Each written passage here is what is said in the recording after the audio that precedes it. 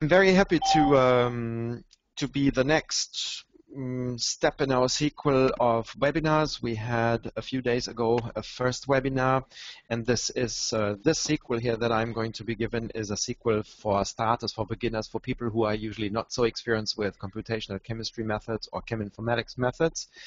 And we are going to start with docking and scoring today. So let me just dive right in and see how far we get. So we had this, you read this, and we're done with that. And I would like just to start with something that I heard many years ago from Roger Sale. Docking is like a discotheque. It's all about posing and scoring, and that essentially distills it all down to what it is. Namely, it's a twofold problem. Problem number one is the pose generation problem, where we are essentially guided by what we know as the key lock principle, which is pretty old actually. It's from 1894, and I didn't translate that literally, but a bit more freely from its German original. So it was Emil Fischer who said something along the lines, to exercise chemical action, a ligand interacting with a protein must fit into the binding cavity like a key into a keyhole. So while the biggest part of that is actually still true, in 2013 now we know essentially there is quite a bit missing to that. But still, Emil Fischer had quite an advancement in saying that actually. So here is the very prominent and well-known retinol example in the transporter protein. Actually, I stole this shamelessly from a book that we here internally call the Red Bible, because it's a book all colored in red. It has been written by Böhm and his friends, amongst them Hugo Kobini, Gerhard Klebe. It's called Wirkstoffdesign, which means drug design. And gossip goes round that there will be an English next edition of this to be out soon, which has been essentially written and worked over by Gerhard Klebe himself from Marburg University. So here you can very nicely see this retinol in its binding pocket and the van der Waals radii, or the solvent accessible surface, I should rather say, of the ligand, nicely fitting into the cavity, which is colored here in blue. And the thing actually looks like a key itself.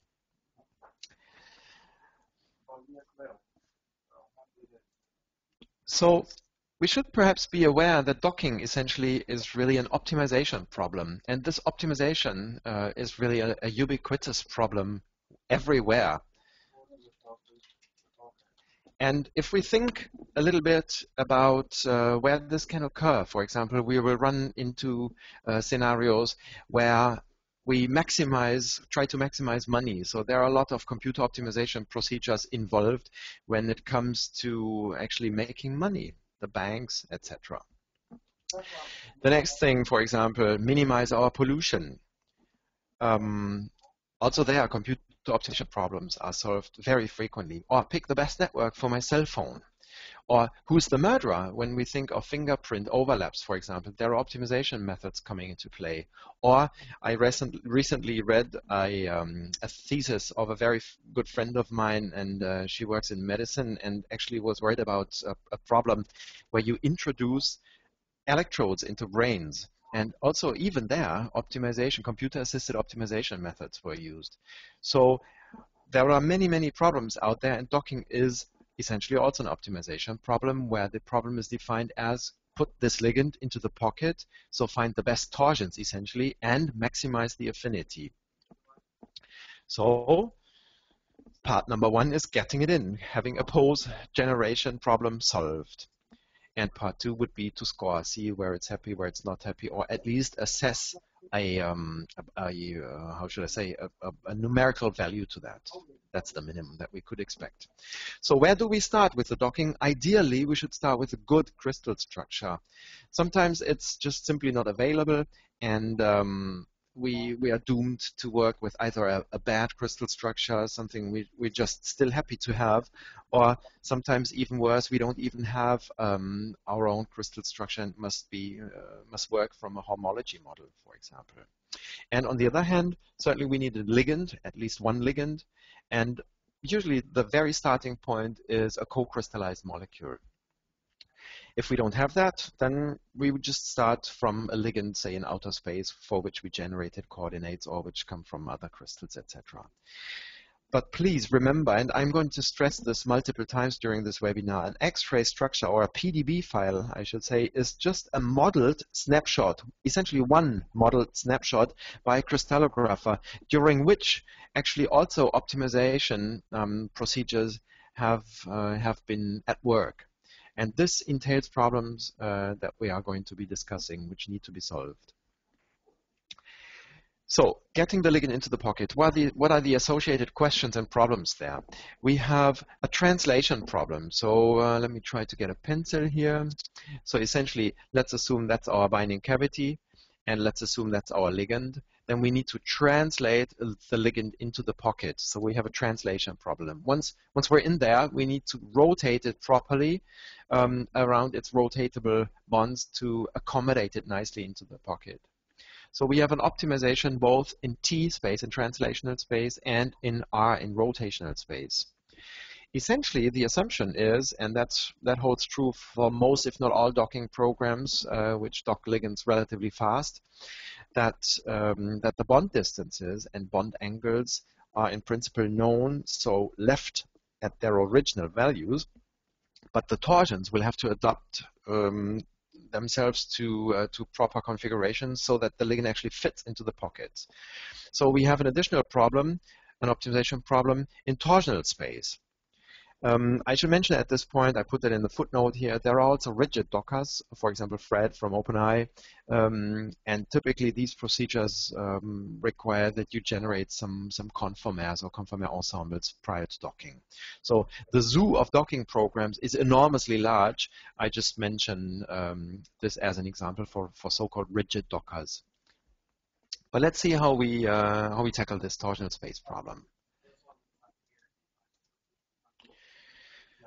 So can we actually split up these two problems, the torsional and the rotational problems? And yes, we do. In the tool that I'm going to be using, which is obviously our own tool, FlexX, which is embedded into the Lead It suite of tools, we do incremental buildup, which means we first cut a ligand into its pieces.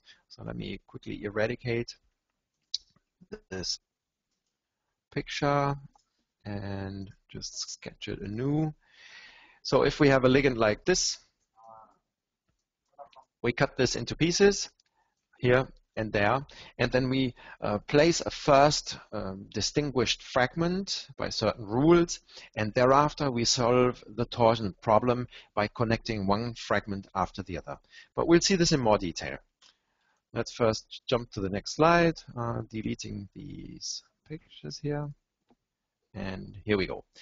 So essentially, the idea is that we have, I'm going to take the mouse red here, that we have a ligand, which you see depicted here, atoms and bonds, just very schematically. We have a ligand here, and we have a receptor ensemble of atoms back here.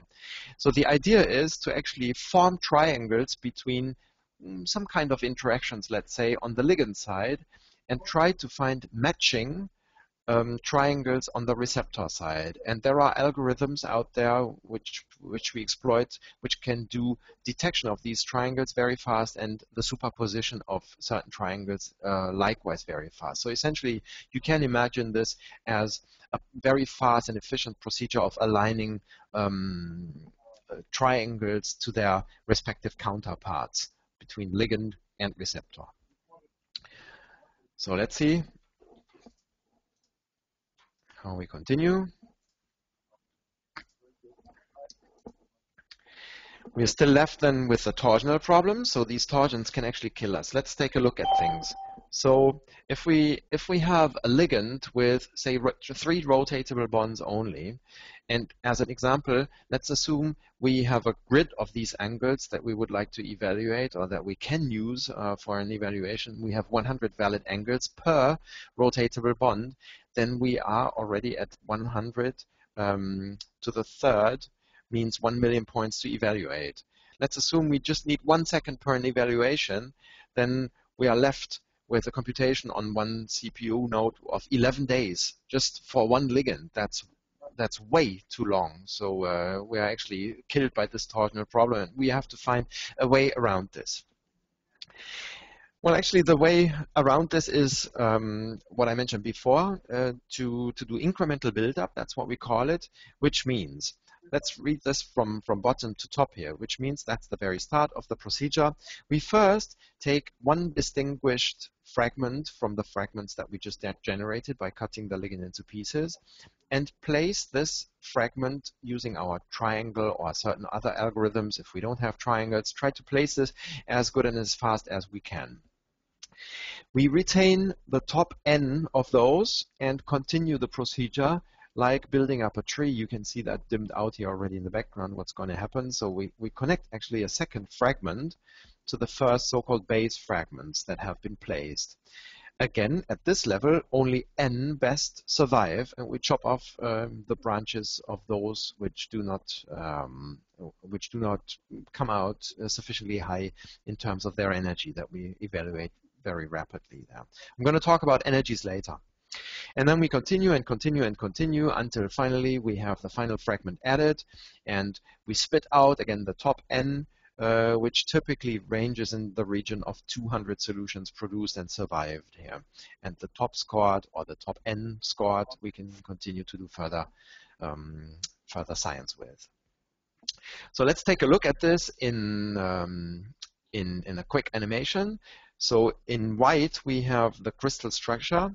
In green, we have a protein. And in red, we have a first placement of a so-called base fragment of this distinguished first fragment that we place using our algorithms discussed before. So perhaps the second best or third best solution looks like this. So we would still pursue this if the scoring is sufficiently good. And we would also pursue the first solution, connecting to a second fragment here, as you can see. So perhaps this solution comes out in the top n at level 2, or perhaps this one. So both are pursued if possible, if we don't run into the protein, for example, and if the scores are sufficiently good, and so on and so forth, until we have built up the final step, and we hopefully match pretty close with the experimental structure here. So let's just do it. Protein preparation is the first step, and I would like to guide you through the protein preparation in LeadIt, which you will see is relatively simple and straightforward. I'm going to shift our tool over here from my second screen. So hopefully you should be seeing this. And I'm going to have a standard mouse pointer here. Okay, so this is LeadIt. Current version is 2.1.5, and where it all starts is in protein preparation, which means this little icon up here. That's load or prepare receptor. So there is bubble help all over the place here, and you can actually just wait for a second until some help pops up. Other help is here buried up in this help menu. There are tutorial movies, user guides, all sorts of things. But hopefully the learning curve is almost absent. So just start here, load or prepare a receptor. We click here. And we have two possibilities here. We can either take a file or just go straight to the PDB server, which we'll do now for a second. And just take one example, a strong binder, which should definitely dock. Let's just take biotin, one of the strongest that we know, 1STP, and just hit the load button, which is here. And it retrieves the PDB file from the server actually, and we can use the mouse wheel to zoom in and out. We can use the right mouse button to actually do rotation. I do this. And we can take a look at the actual PDB file, which is here on the left side, grayed out, just to make sure that it's actually the one that we want. So header says biotin, binding protein, and so on and so forth. And once this is no longer grayed out down here, the green button, we are ready, at least technically ready, to go to the next stage of the receptor preparation here. That's what we'll do now. So I'm going to hit next. Yeah, now. Now, at this stage here, we are prompted to actually make sure that we just select from all this protein what we actually need for our docking. So typically you don't need the full protein, but you would like to constrain your docking, make it easier for the software. Constrain your docking to only the region where actually the binding pocket is.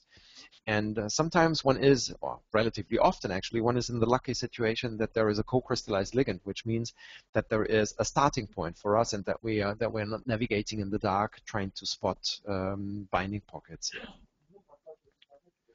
So I'm going to zoom in. And we can see here that the biotin is already pre-thickened to make it distinguishable from the protein. So at this point, we are prompted to actually only choose the receptor components, not the ligand, which is why we have pre-ticked the chain A, which is the only chain of a protein that we see here. So the software does an analysis for you and tries to spot ligands and to keep them separated from the protein. In most of the cases, in the vast majority, this really works very well. So here we have pre-ticked the protein already because there is only one chain. We do not tick this biotin here because it's the ligand, it's not the protein. Again, everything is green down here, so we can simply go to the next step, which now will be the proper definition of the binding site. So you can see, perhaps not so super clearly, that parts here are grayed out, are kind of transparent, and others are less transparent. Actually, the thing which is transparent does not belong to the binding site, and the thing which is not transparent actually forms the binding site. We can now adjust this, and as a default or starting point for you, we have essentially taken the co-crystallized ligand and put a sphere around every atom, and the enclosing sphere of all these spheres on every atom forms the binding pocket, which means, let me just color the mouse again, which means that we essentially virtually walk around this ligand here, slightly follow the shape a bit, to make sure that we capture everything to which this co-crystallized ligand may interact. We can adjust these things here with respect to radius. If we don't want to use it, or if we cannot use this, we can likewise use a simple sphere as a definition of the binding site. Or alternatively, if there are any specifications of a binding site in the input file, we could likewise use these. So once we're set up here, and the defaults are fine in this case, we can simply again say next here, which I'm going to do now. Click.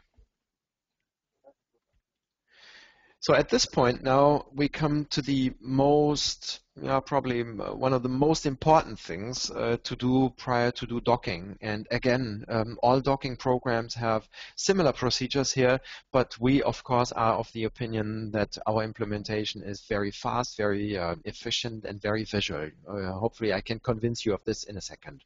So I'm going to zoom in a little bit. And what you can see is that we have now colored in green our so-called reference ligand. So that's the ligand which has been used to carve out the binding site. And we see some water molecules. Well, I should rather say we see oxygen locations here. And we will now have to take a look whether we actually want to keep those oxygens or whether we want to leave them out as the default here, for example, or as the program has voted for example, this water molecule here. So let me turn this around for a second so that you get a better impression of where the binding site actually is.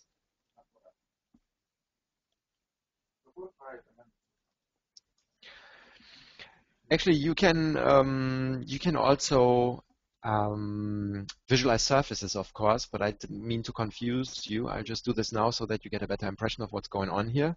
In the project tree down here, you can do that, and with the right mouse click, you can do all sorts of visualizations here. Well, actually, let me just wait with this for a little bit until we have clarified protonation, etc. So what I usually do, but that's just my rule of thumb, I take a virtual walk around this ligand here and check whether on the ligand side everything looks fine, and I check whether also on the protein side everything looks fine. What I haven't yet mentioned is that the program comes into this step of the protonation and tautomer checkup phase here with an automatic proposal. And this proposal engine, we call it Protos, is really very fast and very efficient. It's so fast that we can use it in interactive mode. Perhaps I can even demonstrate that to you within a second. So yeah, there is a question, how do I know whether the residues look fine? Well, we'll do this now. I'll walk around. So let's just zoom in and start here from this cardinal function. So what I see is I have an OH group here at this location. And I see that it's more or less pointing to the oxygen here. If I'm not happy with this situation, for example, if I had lone pair pointing versus lone pair or hydrogens pointing versus hydrogens, I could actually modify this. Perhaps here we can see something similar. The OH group has been turned away from this ligand H. Now I'm now going to click on this thing here. And what you see is that this residues tab has opened. And we can see that the serine OH has been adjusted in such a way that the torsional angle with respect to this HOCC bond here, it has been adjusted to 210. I'm going to turn this around a little bit. If I wanted to adjust this, and I'm doing now an error on purpose, I'm trying to put this hydrogen towards the direction of the NH, I can use my mouse. I can use my mouse and actually rotate with the mouse wheel over this value here, and we can see what happens.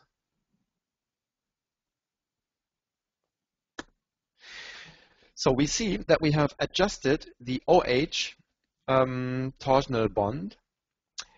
We see that we have locks occur here and there, which means that the program has now locked this position since the user has touched this torsional angle. And if we wanted to fall back to the automatic proposal from Protos, we can simply remove those axes, and the automatisms will make us fall back to the original situation. Take a look. Here we go.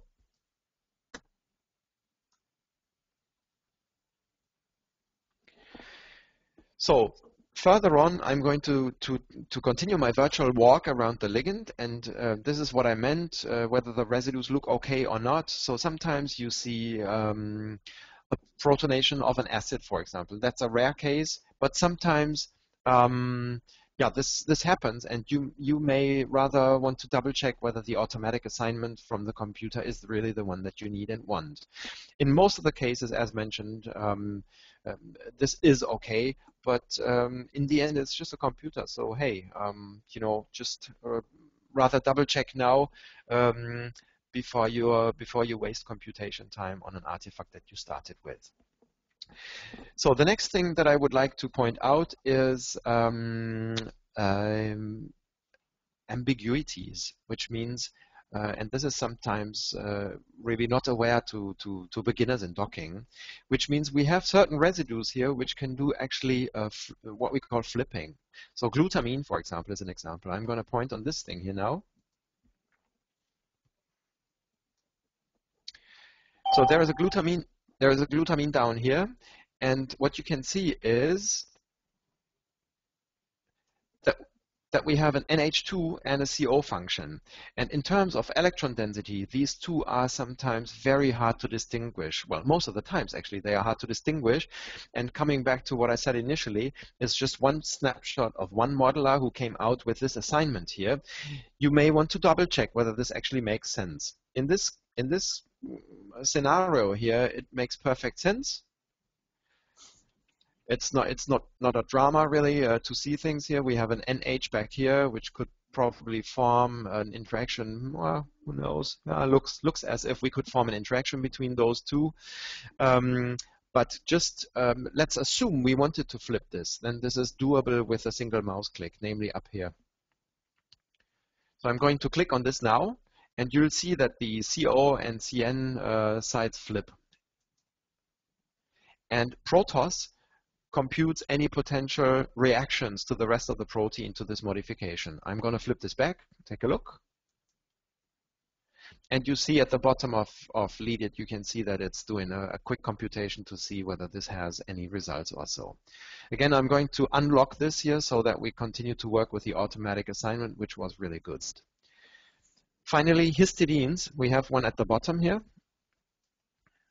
Here is one, histidine 87.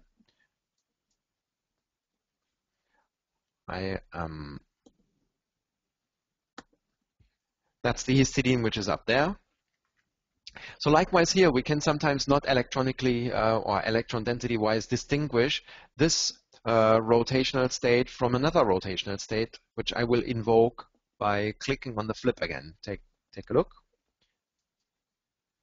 And again, Protos calculates the potential reaction of the rest of the protein to this modification, and we have locked this rotational situation here.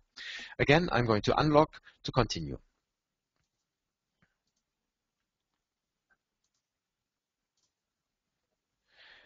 And at this point in time, I'm going to close the residue tab because, at least for the beginners, I think I have shown you the most prominent potential pitfalls that you may run into when you do protein preparation at this stage.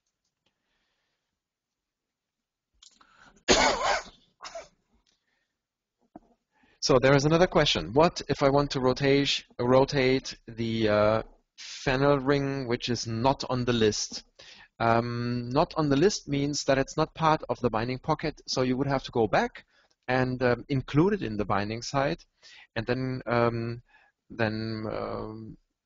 continue with this very step. What you cannot do is just to do artificial modification of the protein structure. And we try to be compliant with the electron density. So that's currently the state. No, it is there. We have a participant writing. So maybe I just quickly unmute you so that we can clarify the question.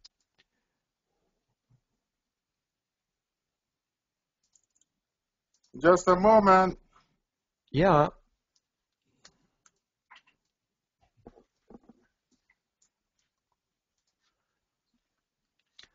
Well, Tao, I can actually not unmute you at this point in time. Perhaps you muted yourself. Could this be possible? If not, we are going to take this as a point for after the webinar, if that's okay. And we just continue here. We'll jot this question down, and then we'll discuss later on. Thank you so much.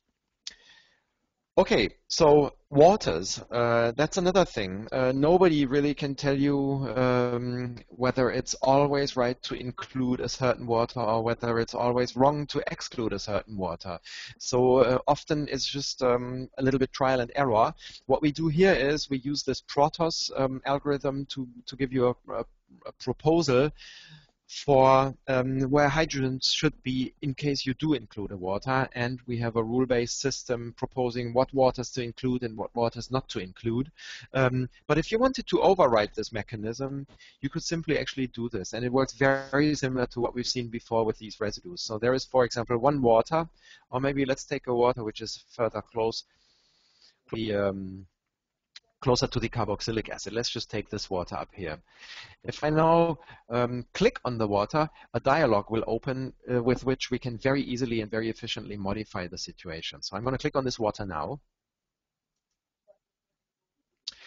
And as you see, Protos has given us a proposal on how the hydrogens should be connected and where they should be oriented in case we want to keep this water activated here.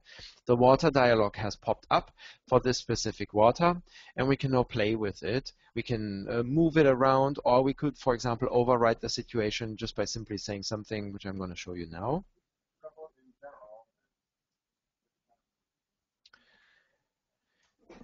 So, for example, we could say, I want this hydrogen atom here oriented towards one of the carboxylates, just as a thought experiment here. And this can be set by just clicking on the on the hydrogen atom, which makes it go yellow, and then clicking on the carboxylic oxygen that we want to have it oriented towards. I'm going to do this now. And you see, again, Protos does the rest for us. It tries to use all remaining degrees of freedom to orient the water in such a way that the rest of interactions is optimized, essentially. But since this looks like a rubbish proposal, again, I'm going to fall back to the automatic assignment, which was to simply not use this water as an explicit water molecule.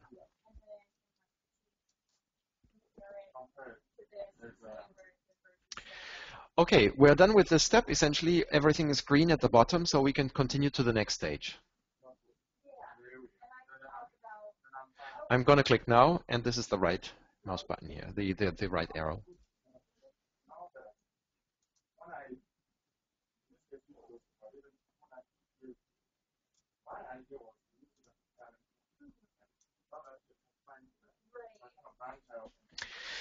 Okay, in the meantime, the program has computed several interactions underneath, has prepared surface computations, etc. And at this point in time here, we see our finish flag, which I'm going to click in a second. Just quickly taking a look at the chat box, whether there are any questions in there. Okay, so here's one question.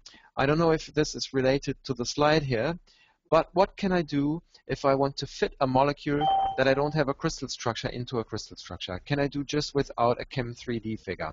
Yes, you can.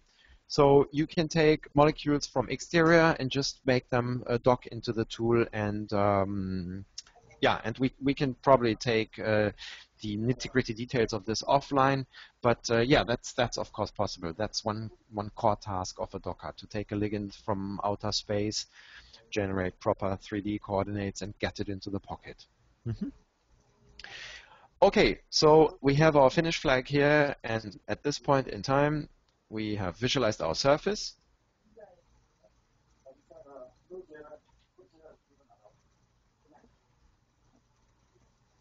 And the ligand sits very nicely in the pocket here, of course, since we have not yet done our docking. So let's take a mini break here, and let's take a look at what we've learned. So we have gone through chain selection. We had just one chain in our example, but I would like to convey an experience that I have, which sometimes makes quite a bit of difference. So often proteins have multiple, usually symmetry-related chains. And the symmetry-related is, kind of has an error bar, which means that sometimes one chain performs better in a docking experiment than the other one. And my advice would be to initially play with those, find out which one is the better performer, which chain performs better than another one. Many times I've seen publications where they just arbitrarily chose chain A because it's the first one. But I think it's really worthwhile to take a look at how does chain B, C, or D perform in case you do have multiple symmetry-related chains in your protein structure. We have taken a look at the binding site definition, where we have a few points to remember. I should say it should be as small as possible, your binding site, but as large as needed, of course. Remember, the larger you make a binding site, or the larger the protein is that you offer to the algorithm, that you offer to the ligands, the more difficult it will be for any Docker to find the poses. And in drug hunting, I think we should really be pragmatic, and instead of just trying to be or to avoid extra information being given to the Docker, give it the information that you have, and make it as small as possible, yet as large as you actually need it. Finally, prepping protonation step, the points to remember is I think it's one of the most sensitive steps in all our preparation. One hydrogen can make all the difference whether it's there or not there. Perhaps you also may want to go back to the original PDB publication. Often in the headers of the PDB file, you will see the experimental conditions, for example, the pH during crystallization. Rarely, but still you sometimes see those crystal structures where the pH is as low as 2.5 or so. So just that the thing crystallizes, sometimes people do crazy things, and you may want to take these into account while you run over your protonation. Yeah, my personal rule of thumb is to virtually walk around the ligand, check protonation, tautomers, etc. around the vicinity of the ligand, and keep in your mind that especially glutamine, asparagine, histidines may be flipped. That means that the O and NH position or NH2 positions could be interchangeable given that there is only electron density in the original experiment. So take a close look and you'll be surprised how many of those flaws are in crystal structures. Overall, a PDB is just one interpretation of an experimentally recorded electron density. Okay, so now we have prepared our protein and we are ready for docking. So I'm going to move over the docking here, the docking or the protein preparation. I've changed the background to black so that we can better see things here actually.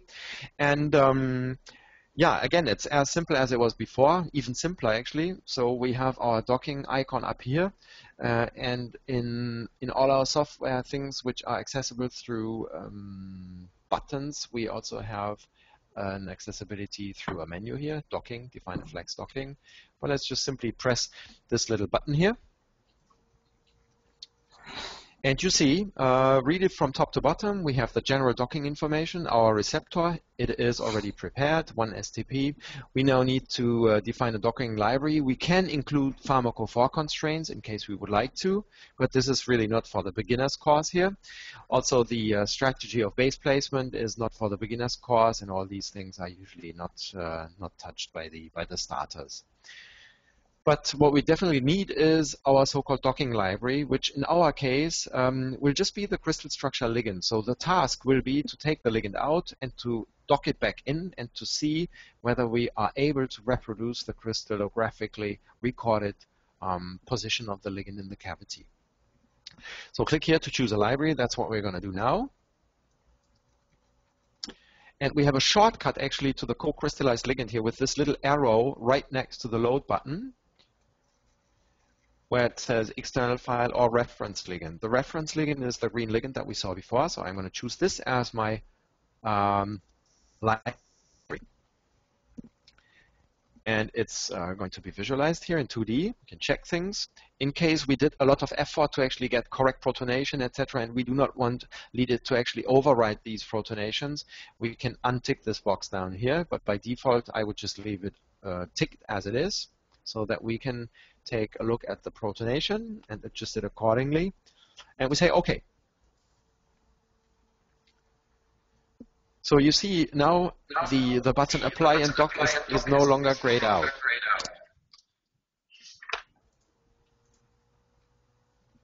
And we are ready to actually click this button and make the thing go forward and do the docking. So that's all it takes to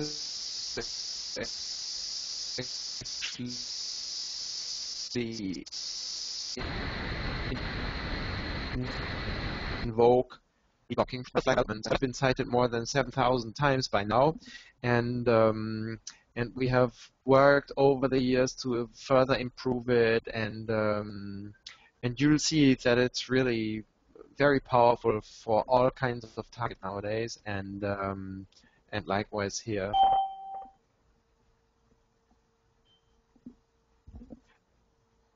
And likewise here, FlexX does a great job.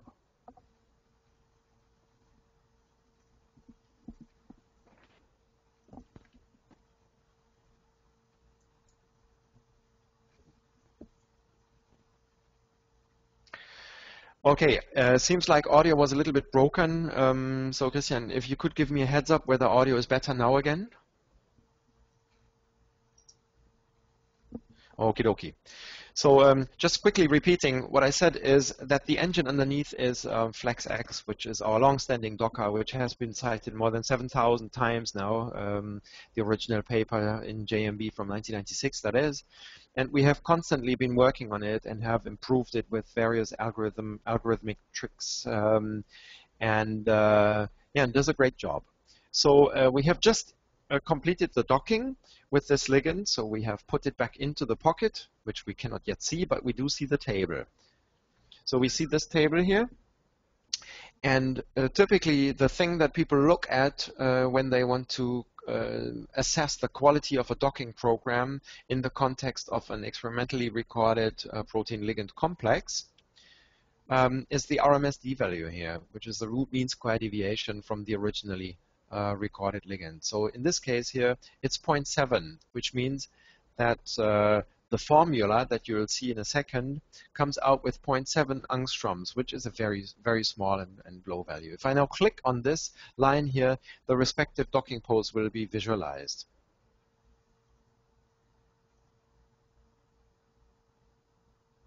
So here it is. And it pretty closely follows the green, our reference ligand here. And that looks pretty good. That's rank 1 scored by the FlexX. Relatively crude but fast scoring mechanism here. Actually, we have integrated pose view in this piece of software, Leadit. Pose view, which you may know from the PDB website. That's a 2D protein ligand depiction facility. And that's this little icon down here. And here you now can neatly see how this biotin actually interacts with the various residues, asparagine 49, and so on and so forth. Just briefly mentioning here at this point a feature which many of our users and customers like a lot. Every molecular display, be it 3D or 2D, in Leadit is drag and droppable. So pitifully, this GoToMeeting software does not support full visibility of this, but I can now actually click on this pose view picture here and do a drag and drop on my desktop, and I'll automatically have a graphic which I can use in my PowerPoints or my spreadsheets or my my publications. Let me try to make this as visible as possible here for you guys. I'm going to click.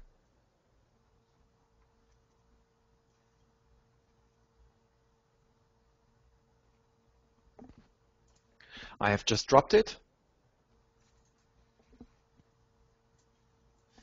And now there is a PNG on my desktop, which I can use right away. And this is likewise possible with all 3D molecular data and with small molecule 2D displays here.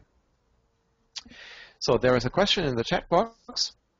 I'm going to repeat this. Are there any options to refine the docking scores, focusing on the top-ranked compounds only, that is more time-consuming MD simulation-based binding affinity estimations? Yes, actually, this is going to take me to a second part then in a few minutes. I would like to postpone this for a few minutes until we're actually there. We don't do MD here, but we have a proposal for you, which hopefully is very attractive likewise. Okay, we performed our first docking. We have a great RMSD value. We can see that the other ranks are a little bit better.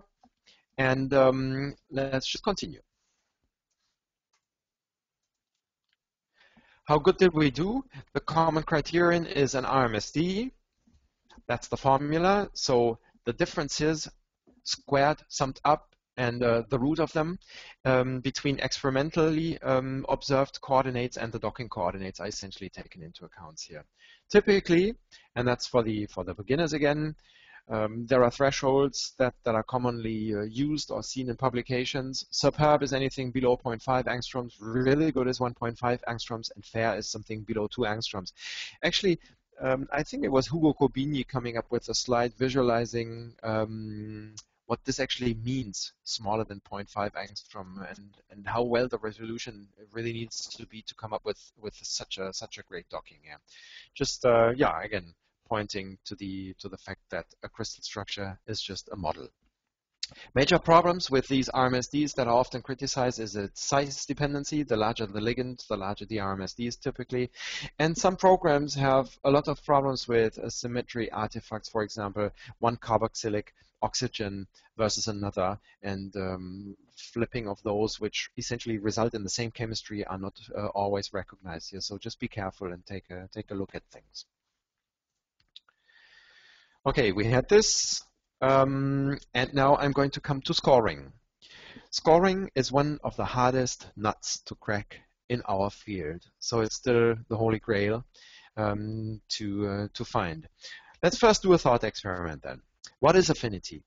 What is binding energy? So let's look at things very simplistically and pictorially. So essentially, binding affinity is the difference between the free energy of an unbound and the free energy of a bound state. And what does that mean? Let's just continue with with another thought experiment. Given this situation here, um, is this good or bad for affinity? I take your votes in the chat box if you like. So the situation is as follows. We have a protein cavity here. We have parts of a ligand binding neatly into the groves on the right-hand side, the grove on the left-hand side, but we have a fully water-accessible phenyl part in the middle of the molecule, which sits right in the water. Is this good or bad for affinity?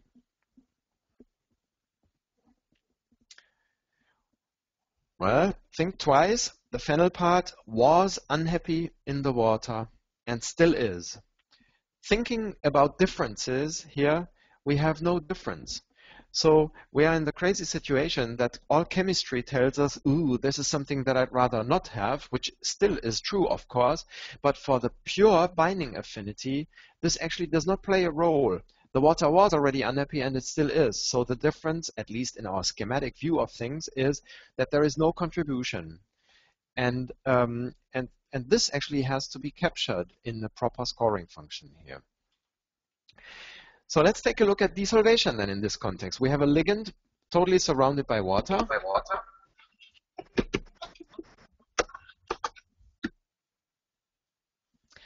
And we have this water around here, and this ligand has rotatable bonds, and we would now like to get it into the pocket. So what are actually points to be considered here?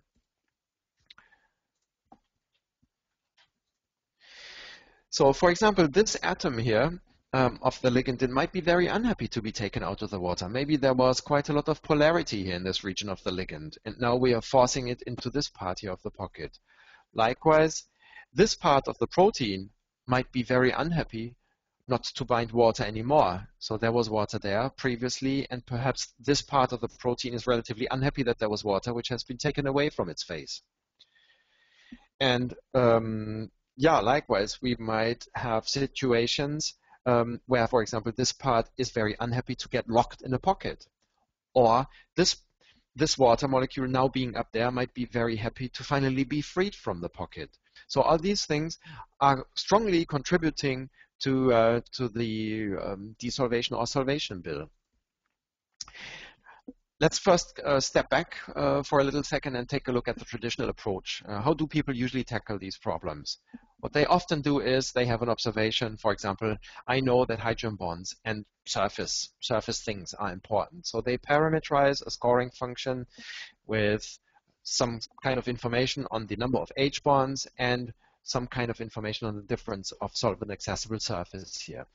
Then again, perhaps you might observe pi-pi interactions contribute likely as well. So you have something with pi-pi interactions. Observation might be rotational bonds are important, and so on and so forth, and so on and so forth. Perhaps you can even learn from experimental data, and you set up a highly parameterized system which captures a lot of your experimental data. The problem is that today's functions often have more than 50 parameters, and all this parameterization, I know from my good old PhD times, it's just a nightmare. There are so many associated problems connected to this, so that's not good, really. Still, I should say, we are with the back to the walls, and we don't have any other options in certain situations. So many of those are actually used, and they are used for a good reason. So force fields, and even more force fields, be they the 94 Merck force field, OPLS, all kinds implemented in Ember, they have way too many parameters that compared to what we'd like to have. There are way more elaborate methods, quantum mechanically or semi-empirical methods for these big systems. They are often too slow, and often they have also no clue about water and compute things in vacuum. There are knowledge-based or statistical functions, but this has the drawback that we're on safe grounds with what we have observed before only. So they're all used as mentioned because we don't often have any other options. So let's continue with our thought experiments. We saw that desolvation definitely is important and the differences have to be taken into account. So taking a look at the classical force field description where we have bonds, torsions, angles, various non-bonded distances, etc. Before and after, most of these, they should just not play a role. A bond distance should not change so much, seeing the comparison between an aqueous solution state and a docked state. Angles, likewise, should not move. Well, I've actually flipped nomenclature here. This will later be torsions, or have been torsions before. Torsions, they do play a role, so we should take these into interactions. Now let's assume this stands for angles here. They should also not vary too much usually, and so on and so forth. Then come the by nature smaller interactions anyway. So we should usually be in this regime here, especially for the bond and angle terms. But what still is important is the energy differences of newly formed H bonds, salt bridges, metal interactions, of course, various desolvation terms, what I had before with respect to happiness or unhappiness of parts of ligands and proteins, and torsions. They are also important. There are weaker interactions that we acknowledge do play a physical role. But on average, and since we are already with the back to our wall in scoring function business, on average, I should say they usually are in the order of a 10% of a strong hydrogen bond interaction. So yes, they are there, but perhaps we can neglect them. So how do we deal with things? Let's look at this table. We found out additional H bonds are important. Pi-pi interactions are there, but less strong on average. Pi-cation interactions likewise, and the zoo of similar ones. Desolvation terms, yes. Additional torsional strain, yes, not so strongly, but should not be neglected. Clash, of course, we do not want the ligand and the protein to clash, and metal interactions likewise, strongly electrostatic interactions, which play a role. And taking a look at, well, maybe I was a little bit fast here, taking a look at what we are left over with is especially these two first here that we have to cope with properly. And we actually do this in what we call HIDE, which is a novel and very pragmatic, mathematically simple scoring proposition, and it's really fast. So we can afford a bit more time on post-scoring or rescoring the good docking poses to see whether a second opinion also has a strong look on that. So my recommendation would be to not just look at the top score, but take a few more scores along. So HIDE stands for hydrogen bonding and desolvation. We have the wish to create less false positives and especially to make visually interpretable a scoring. So this is something that all these force fields do not deliver. So here it is. That's what it looks like when you have computed one, and we'll do this in a second. We now have a consistent and atom-based description of H bonds, the hydrophobic effect, desolvation effects, which essentially, here are the mathematics behind, distilled down to more or less the bare minimum of what's important. You can see that there is a log P here, a log P there, which means we do not need any weighting parameters against each other.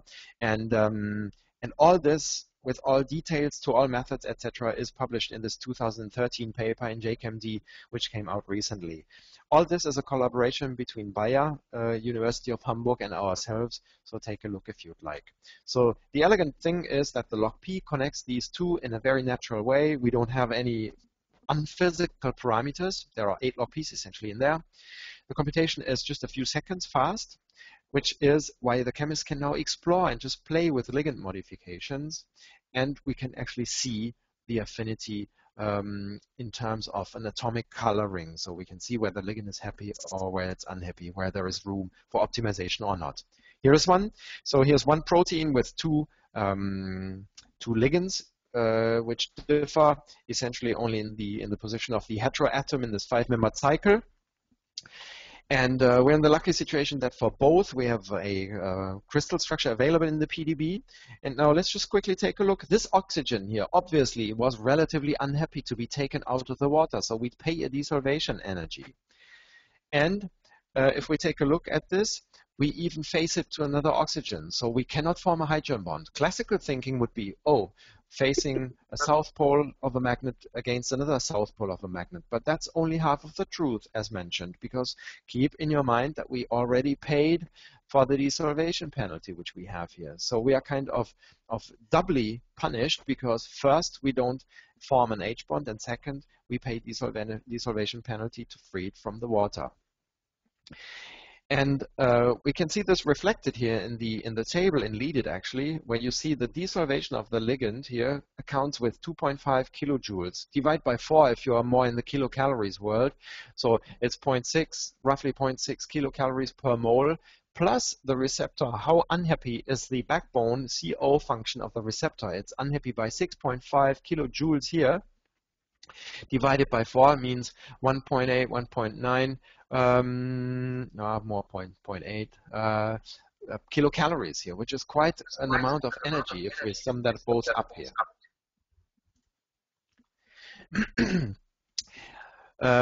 And now let's take a look at the other side here. If we take a look at this NH, of course, everybody naturally would think, hey, we form an H bond. That must be good. But again, we first have to take the desolvation penalty into account here on the ligand side, and likewise on the receptor side. So take a look at this blue line. That's small, so I'm going to read it to you. Overall, we win 2.4 kilojoules per mole here, which is already quite a bit of energy. Desolvation of the ligand plus 6, so that's unhappy, but we gain minus 7.1. So we come out with a win of 1 kilojoule per mole here. And desolvation energy of the receptor is 6.2, interaction minus 7. So again, we win quite a lot of energy here. So let's just do the scoring. I'm going to take back the thing that we just saw. And it's again evoked with actually 2 mouse clicks. One is the right mouse click here, and the second is use pose for height assessment. So I'm going to use now, and you'll see that's in action here. The height dialog is called, and I shut up for a second.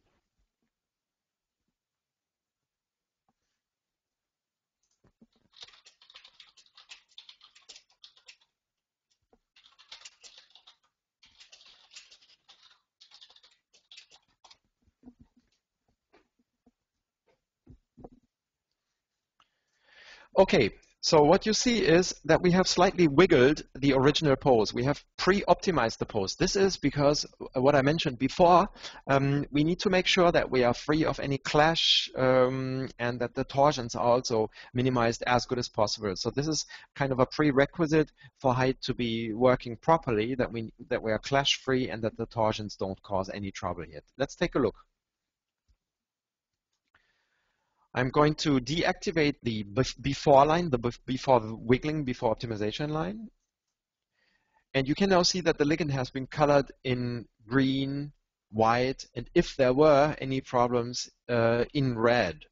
There are no strong problems which can be observed here. There is nothing in red, but we can see that the system predicts the binder as being nanomolar. And we should keep in our minds that there is definitely an error bar, probably of this size. And so it could well be much, much better than simply just low nanomolar, which is indeed the case. Biotin is a stronger binder. And in LE, we have visualized the ligand efficiency, which is the delta G divided by the number of non-hydrogen atoms, and taken the negative of that. So the LE is always positive in our case.